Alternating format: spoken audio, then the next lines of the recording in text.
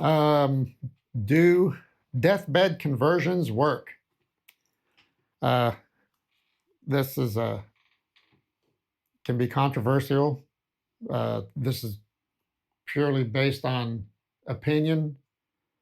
Only God knows the actual answer to this, but in my point of view, it would depend on the person dying if they were sincere, heartfelt conversion, truly accepting Christ, or if they were just in case.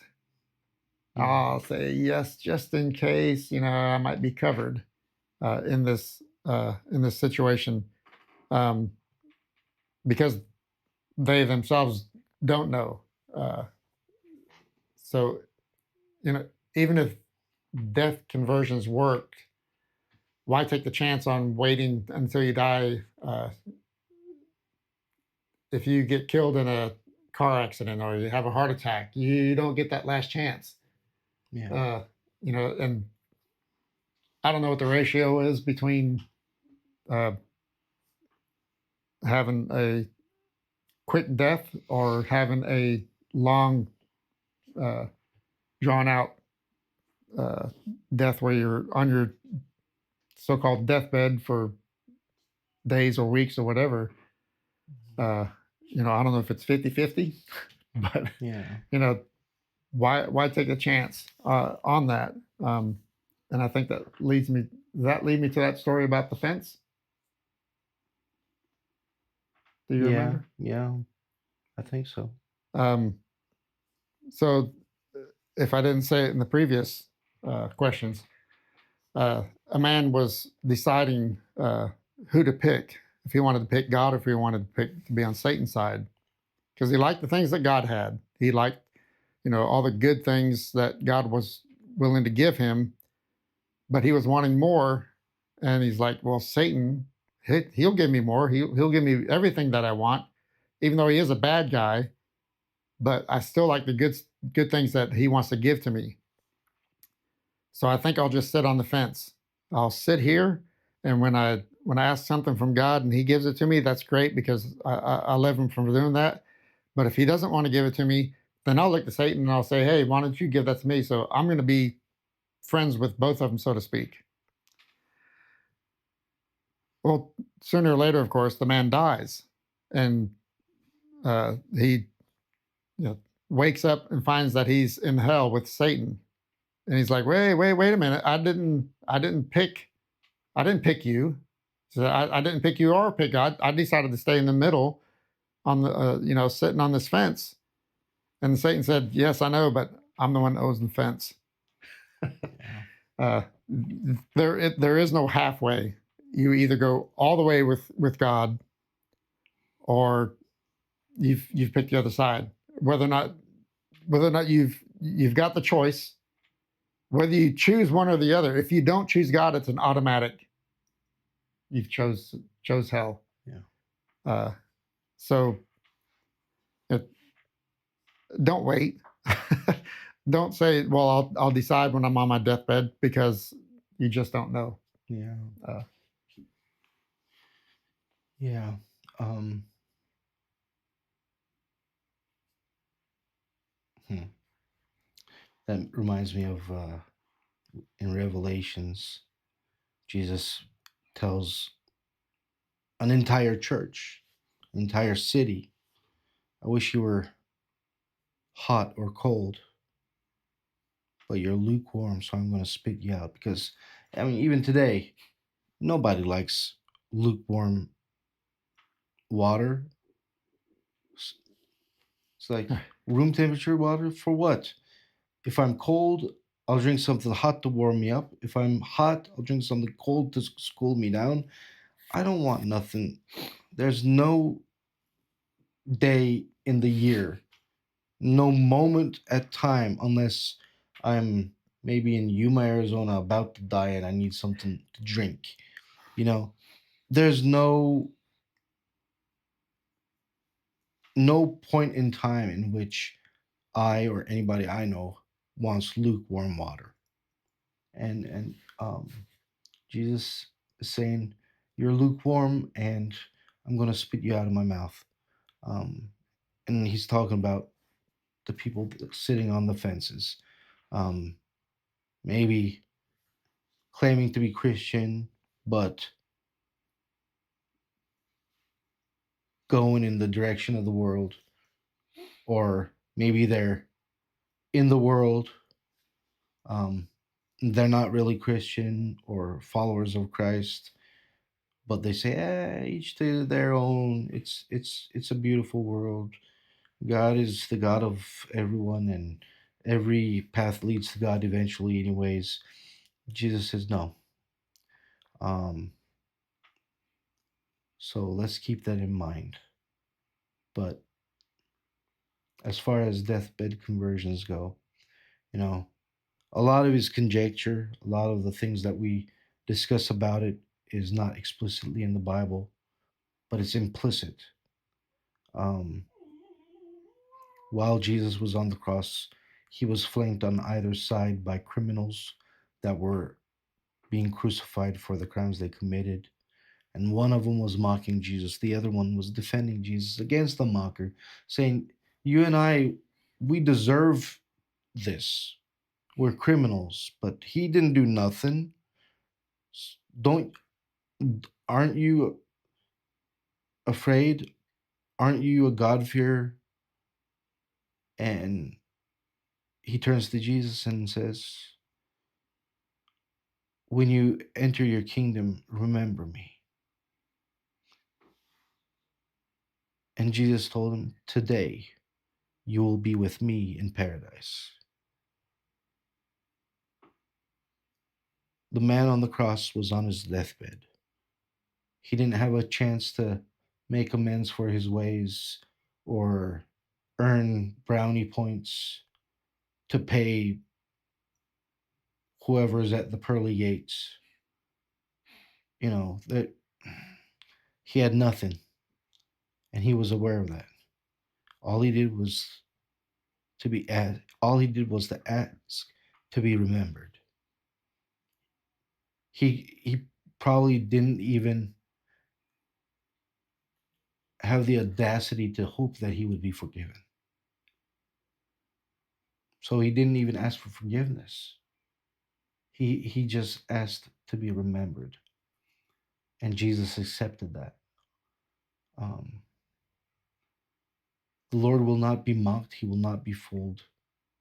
So the only implication I can draw from that is that his um, repentance was sincere. Um, Another example from the Bible is Matthew 20, verse 1 through 16. And if you want to look up the thief on the cross, that's in a couple places, but the one I'm thinking of is in Luke 23, verses 39 through 43. But Matthew 20, the first 16 verses, that's a parable that Jesus taught concerning the um, laborers in a vineyard. The owner of the vineyard, it's harvest time. He runs out and grabs some people to work in the field. Then he realizes he needs more, so he goes out, hires some more. Then he goes and hires some more. So there's several groups of laborers that all showed up at different times. But when the end comes, the day ends, and they're going to be paid their daily wages. They all get paid the same, and some gripe about it. And the vine dresser said, or the owner of the vineyard says, "I promised you this much. I paid you this much. What do you care about what I pay them? What do you care if I'm being generous? My generosity is none of your concern." And the idea is that this is what salvation is like. Some get saved early on and they live a life of righteousness.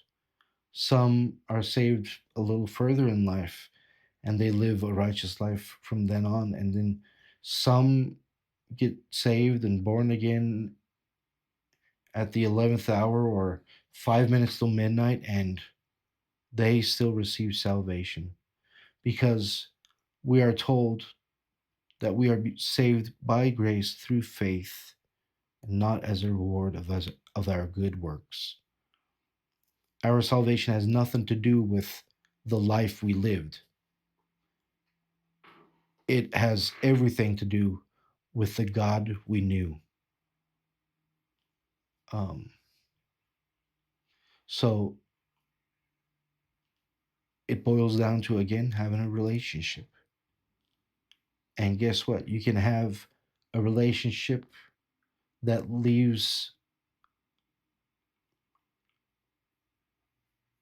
such a magnificent taste on your tongue that lasts you a lifetime. Um, you meet somebody on a plane, have a few hours of conversation, then you never see that person again, but you remember that person for the rest of your life. You meet God, you meet Christ, and it changes your life for however long you have left. Whether it's a minute or a decade, doesn't matter. Um, some people are gonna say, but um, how is that fair? Well,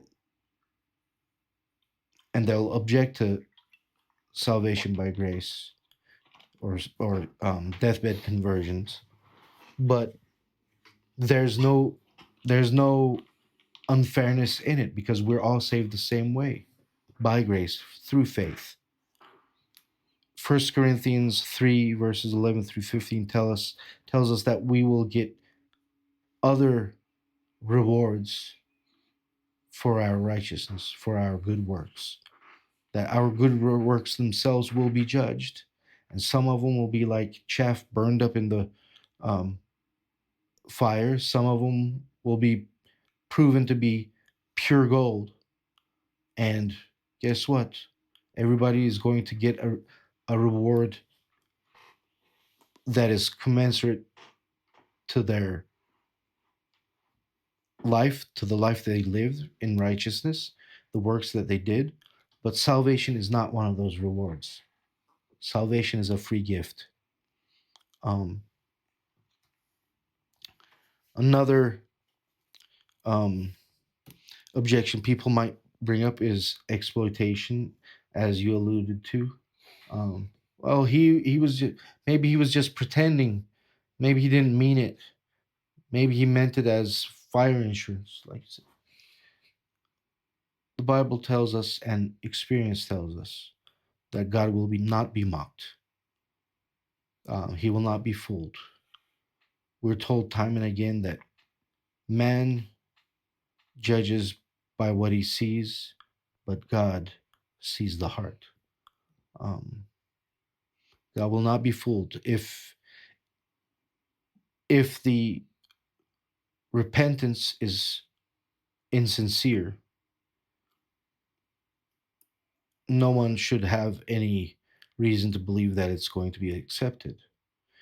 Nobody should think that God is going to be taken advantage of. But if it's sincere, then God's gift is sincere. Um, Another objection might be sincerity under duress. Maybe they can't be sincere because they had a gun to their head or somebody was pressuring them. My daddy said if I don't accept Jesus, he was going to spank me. Guess what?